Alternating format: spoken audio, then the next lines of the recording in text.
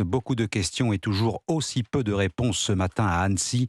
Comment une journée printanière a-t-elle pu basculer à ce point dans l'horreur ? On retrouve tout de suite Jean-Luc Boujon, l'envoyé spécial d'Europe 1 sur place. Jean-Luc, on imagine que l'émotion est toujours très forte, mais d'abord, est-ce que l'on peut revenir rapidement sur les faits ?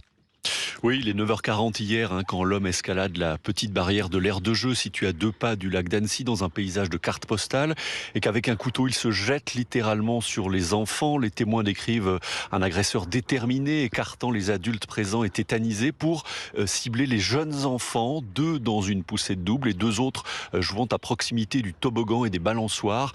4 enfants âgés de 22 mois à 3 ans toujours hospitalisés alors qu'il est en urgence absolue. Dans sa fuite, l'homme croise 2 personnes âgées qu'il poignarde à leur tour avant d'être neutralisé par des employés de la ville à coups de pelle notamment et par des policiers municipaux qui font feu sur lui. Pour l'heure, il est toujours en garde à vue au commissariat d'Annecy. Jean-Luc, on imagine que l'émotion est toujours très forte ce matin dans les rues d'Annecy.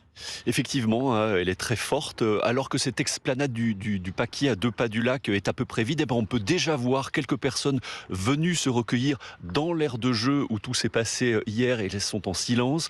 Mais dès hier soir, dès que ce petit parc a été rouvert après la fin des constatations de la police, les habitants sont spontanément venus déposer dessins, fleurs et bougies à côté des jeux en bois, à l'image de Catherine. J'ai mis une bougie pour partager notre émotion et notre peine avec les familles, parce que ces enfants sont encore en urgence vitale. C'est très émouvant. Ça vous a touché ? Oui, énormément. Je ne peux pas imaginer l'horreur pour une mère de voir son enfant se faire massacrer par un inconscient, par je ne sais pas comment qualifier l'acte de cet homme. Ça dépasse l'entendement.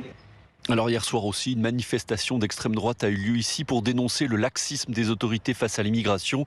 Manifestation interdite et rapidement dispersée par la police. Jean-Luc Boujon, envoyé spécial d'Europe 1 en direct d'Annecy.